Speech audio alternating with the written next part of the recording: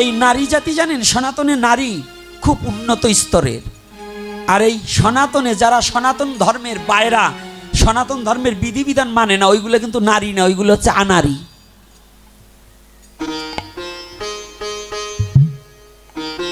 আপনাদের এই দেশে বোধহয় আনারী নাই।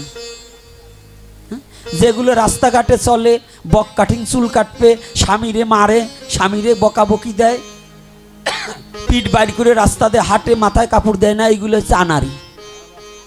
তাই না মা? সত্যি কথা বলো, এগুলো আনারী না? মাথা একটু কম লারে, কয় আমরাই তো ইয়ে করি, বুঝলেন না? কে ওরা মাথা একটু কম লাড়তেছে।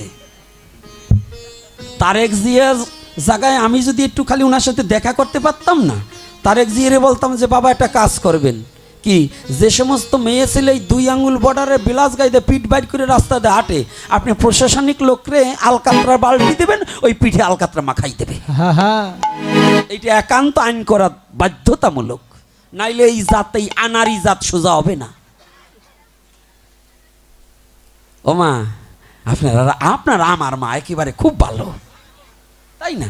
আমার মা এ করতেই পারে না, পারে মা? একবারে আপনার আমার সৎ মা। হাসলো। সৎ মানে কি? ভালো। আর যদি বলেন যে না, তাহলে বলবো অসৎ মা, তাহলে খারাপ। কোনটা হবেন? সৎ মা হবেন না অসৎ হবেন?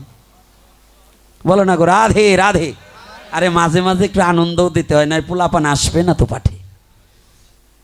পোলাপানকে ধরে রাখতে হলে আনন্দের কথা বলতে হয় না? কালকে বলবে এই গোপীনাথ না খুব গল্প করে, রসের গল্প, চল যাই।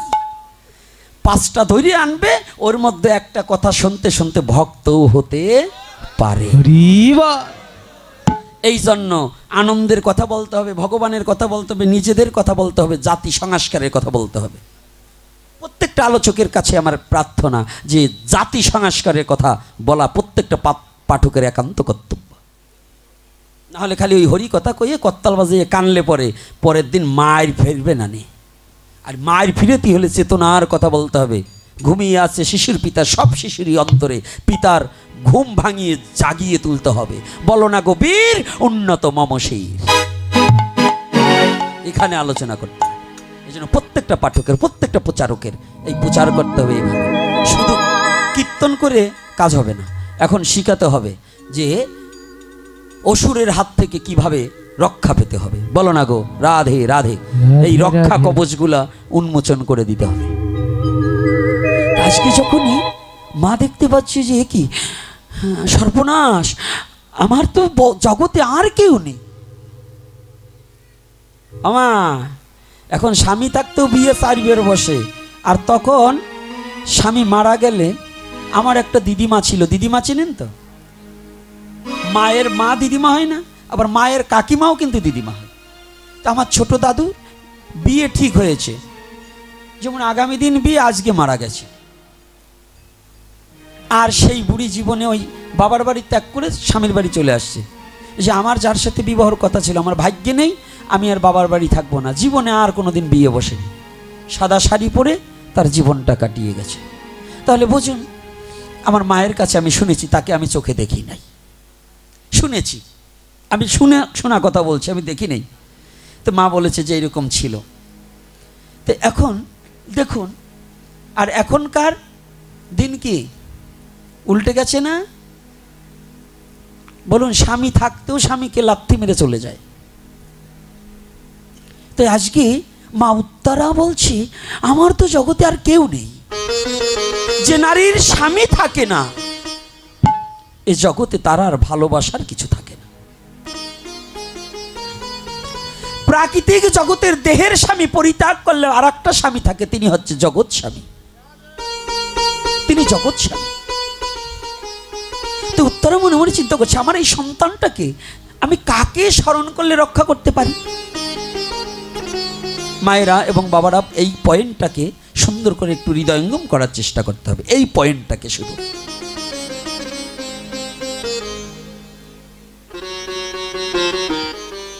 উত্তরা তার 5টা শ্বশুর, যুধিষ্ঠির, ভীম, অর্জুন, নকুল, সহদেব, এই 5 জনই তো মহাধনুর্ধর, মহাযোদ্ধা। একজনকেও ডাকছে না। ইতিমধ্যে উত্তরা দুটি চোখের জল ছেড়ে দিয়ে, উত্তরা জানেন কৃষ্ণকে। উত্তরা একদিন স্বপ্নাবেশে দেখেছিলেন কৃষ্ণ গোলকের হরি। সেই হতে উত্তরা দূর হতে কৃষ্ণ হেঁটে গেলে ওই কৃষ্ণের পদচিহ্ন যেখানে পড়ে থাকতেন, দূর হতে উত্তরা ওই পদধূলি মস্তকে ধারণ করতেন।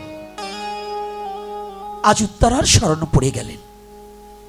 এই ব্রহ্মাস্ত্র হাত থেকে যদি আমার পুত্রকে রক্ষা করতে হয়, একমাত্র গোবিন্দ ভিন্ন বিশ্ব জগতে আর কেউ নেই।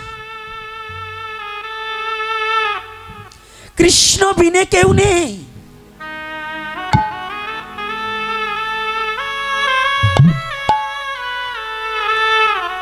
উত্তরা দুটি চোখের জল ছেড়ে দিয়ে কৃষ্ণকে ডাকছে, কৃষ্ণ আমাকে তুমি রক্ষা করো বা না করো, আজ আমার একটা নিবেদন তোমার চরণে। আমার এই গর্ভের সন্তানটাকে আজ তোমার চরণে ছুপে দিলাম, তুমি কৃপা করে তোমার প্রসাদ করে গ্রহণ করে নাও। হরি বল হরি বল।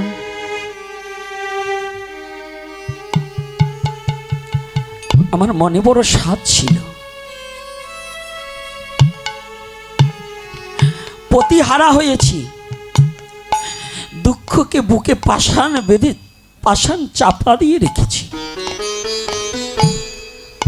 আমার জীবনের বড় স্বাদ ছিল, পুত্র একদিন পৃথিবীতে এসে যখন মা বলে ডাকবে, ওই পুত্রের মধ্যেই আমার পতিকে খুঁজে পাবো। আর ওই পুত্র যদি আমাকে মা বলে ডাকে, আমার এই পতিহারা বেদনা আমি সব ভুলে যাব। হলো না গোবিন্দ?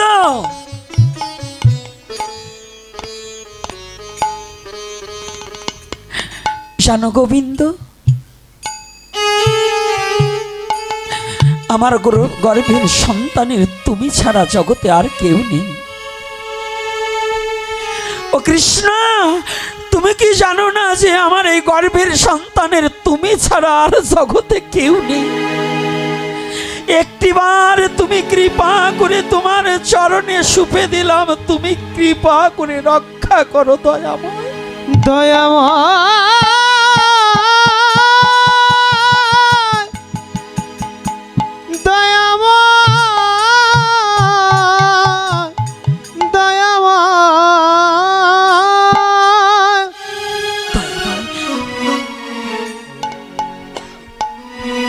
তুমি একটিবার রক্ষা করো।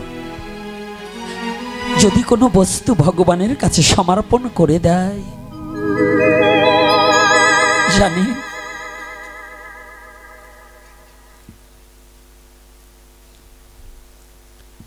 যদি ভগবানকে, যদি কোনো ভক্ত তার দেহখানাও সমর্পণ করে দিতে পারে, জানেন পৃথিবীতে সবাই ভুলে গেলেও ভগবান আপনাকে কোনোদিন ভুলবে না। ভগবান কোনোদিন তার ভক্তকে ভুলে থাকতে পারে না। আজ যখনই উত্তরা নিজের সন্তানটাকে ভগবানের চরণে উৎসর্গ করে দিয়েছে, আর চিৎকার করিতে করিতে কোথায় কৃষ্ণ আছে, এই ব্রহ্ম অস্ত্রের হাত থেকে কৃষ্ণ ভিন্ন কেউ রক্ষা করতে পারবে না। চিৎকার করে করে যাচ্ছে, রথে কৃষ্ণ বসা আছে। কুন্তী দেবী দেখতে পায় কে যেন এক পাগলিনীর বেশে চিৎকার করিতে করিতে কৃষ্ণকে ডাকছে অদূরে। কুন্তী অত চোখে দেখতে পাচ্ছে নাকি, কিন্তু ভক্ত যদি ভগবানকে ডাকে, ভগবান কি থাকতে পারে? ভগবান মনে মনে চিন্তা করলেন, পিসিমা আমি কে তোমাকে একটু দেখিয়ে দিচ্ছি, আমি কে, আমি জানিয়ে দিচ্ছি আমি কে। কে? কুন্তী দেবী দেখতে পাচ্ছে এক কৃষ্ণ রথে বসা আছে।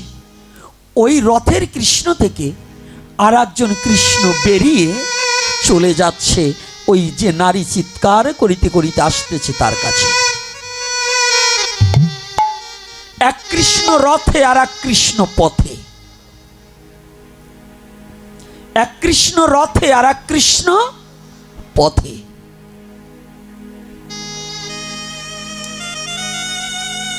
যেতে না যেতে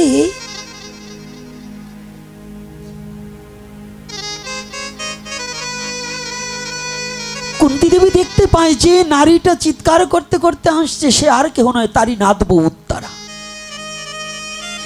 ওই যে কৃষ্ণ রথে থেকে চলে গেল, এক কৃষ্ণ রথে বসা ছিল, ওই যে কৃষ্ণ চলে গেল ওই উত্তরার গর্ভের কাছে গিয়ে লীন হয়ে গেল। লীন হয়ে গিয়ে উত্তরার গর্ভের মাঝে প্রবেশ করে ওই ভ্রণরূপী পরীক্ষিতকে বক্ষে জড়িয়ে ধরে ভগবান কৃষ্ণ বসে আছে। ব্রহ্মাস্ত্র গিয়ে উপনীত হয়েছে। ব্রহ্মাস্ত্র দেখে গিয়ে গোবিন্দের কোলে ওই ভ্রূণটা। ব্রহ্মাস্ত্র বলছে, গোবিন্দ, আমি তো আজ্ঞাবাহক, ওকে বধ করতে এসেছি, ওকে দাও।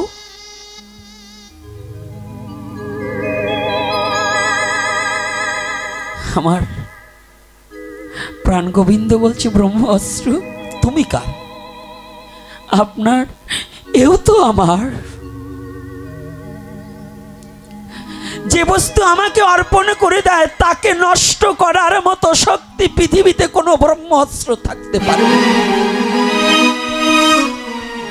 তাহলে তোমাকে জানাচ্ছি, তুমি আজ বধ করতে আসছি একে, এই যে আমার পরম ভক্ত। জানো, একটা কথা বলি, তোমার যদি জ্বালা নিবারণ করতে হয় আমার বুকের উপরে পড়ো, তবু আমার ভক্তকে আমি নষ্ট হতে দেব না। আমার ভক্তকে আমি বিনাশ হতে দেব না।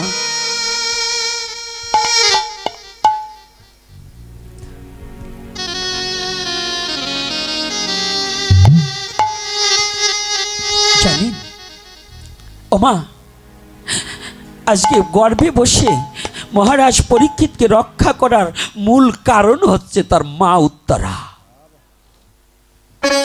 উত্তরা যদি ভগবানের চরণে সমর্পণ না করে দিত তাহলে ভগবান রক্ষা করত না। একটা সন্তানকে